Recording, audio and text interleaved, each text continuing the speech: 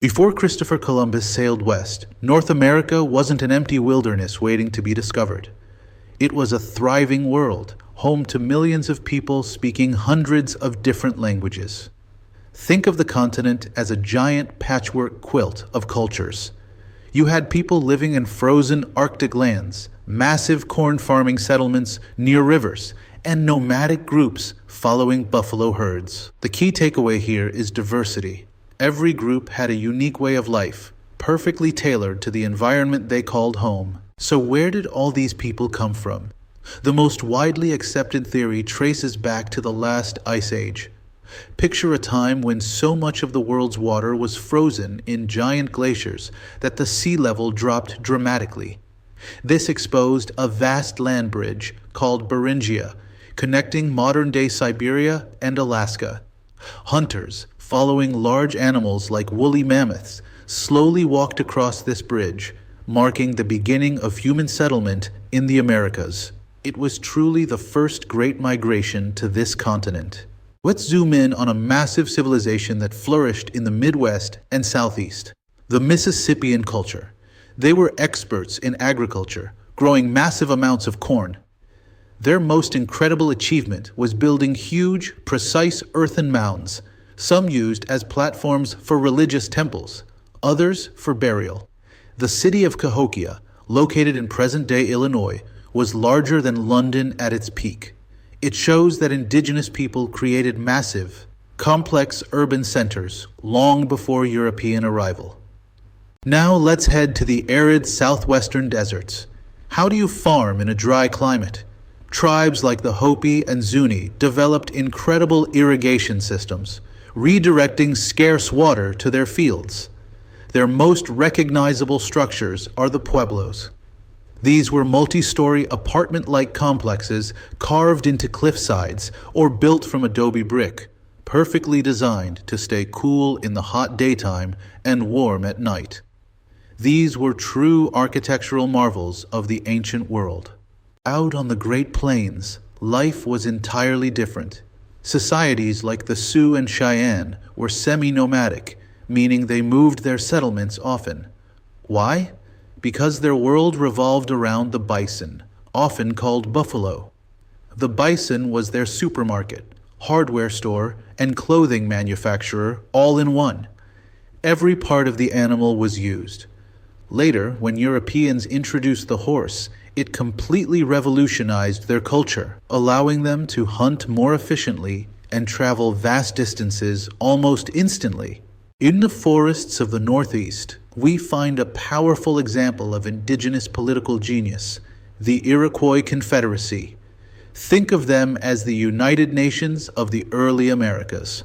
5 separate nations, later 6, came together under the Great Law of Peace. They created a sophisticated system with checks and balances, councils, and representative government. It's a powerful example of how complex and successful indigenous governance could be, long before the U.S. Constitution was drafted. Shift your gaze to the Pacific Northwest. Here, nature was so abundant, huge cedar trees and plentiful salmon, that survival was relatively easy. This gave tribes like the Haida time to focus on art and culture. They are famous for their gigantic, beautifully carved totem poles, which tell the history and lineage of a family or clan. They also held lavish feasts called potlatches, where wealth was demonstrated not by hoarding, but by giving away vast amounts of goods. One of the biggest misunderstandings between Europeans and Native Americans involved land. For Europeans, land was a commodity, something to be bought, sold, and fenced off for private ownership. For indigenous societies, land was a sacred communal resource, like the air or the ocean.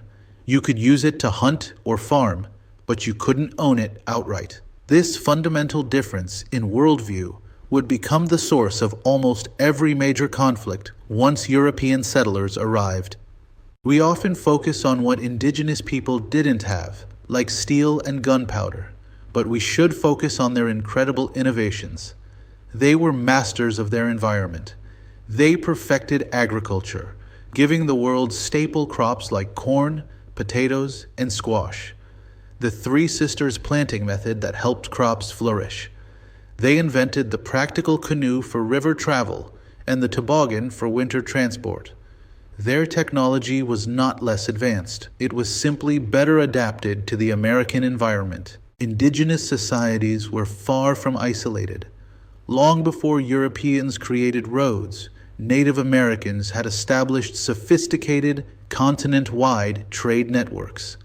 Goods like copper from the Great Lakes, obsidian from the west, and shells from the coasts traveled thousands of miles across different groups. These networks weren't just for exchanging goods. They were also ways to share knowledge, languages, and cultural ideas, demonstrating that North America was a very interconnected place. When European ships finally arrived, starting with Columbus in 1492, it was a meeting of two entirely different worlds. Imagine the confusion and awe on both sides. Early encounters were often marked by a mixture of curiosity, the desire to trade, and profound cultural misunderstanding. The European explorers saw resources and potential subjects. The indigenous people saw strangers who needed to be welcomed, or perhaps treated with caution. The stage was set for a dramatic collision. The clash went far deeper than just trade. It was a clash of worldviews.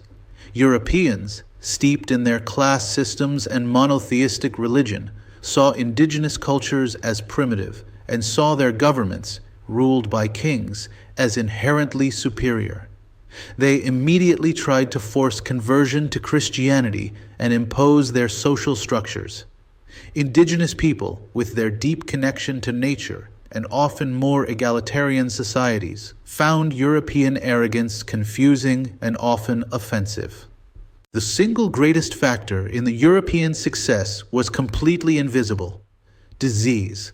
Smallpox, influenza, and measles arrived with the Europeans. Because indigenous people had never been exposed to these pathogens, they had absolutely no natural immunity. The death rates were staggering, sometimes wiping out over 90% of a tribe in a generation. The massive loss of life destabilized societies, shattered communities, and crippled their ability to resist the invading Europeans.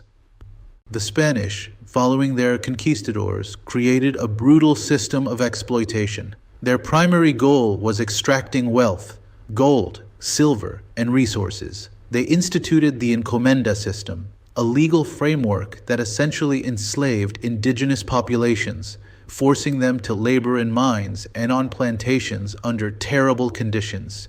This was a system designed for conquest and profit, which led to the near-total destruction of many indigenous communities in the Caribbean and Central and South America.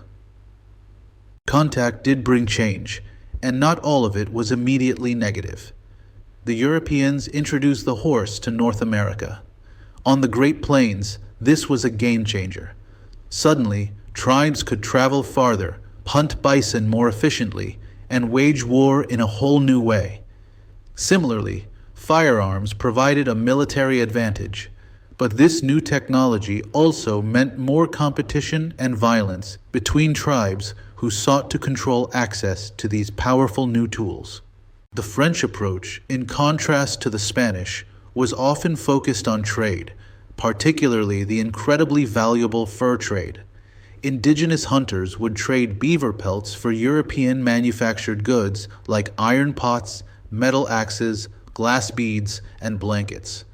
This initially seemed like a fair exchange, but it led to economic dependence. As tribes relied more on European goods, they became less self-sufficient and were drawn into wars and alliances that benefited the French, not themselves. The English brought the most relentless pressure. Unlike the Spanish, who sought to rule over the existing population, or the French, who wanted trading partners, the English came to settle. They brought entire families, and their number one need was land for permanent farms and growing communities. As their population exploded, they pushed relentlessly westward, treating Native American claims as an obstacle to be removed.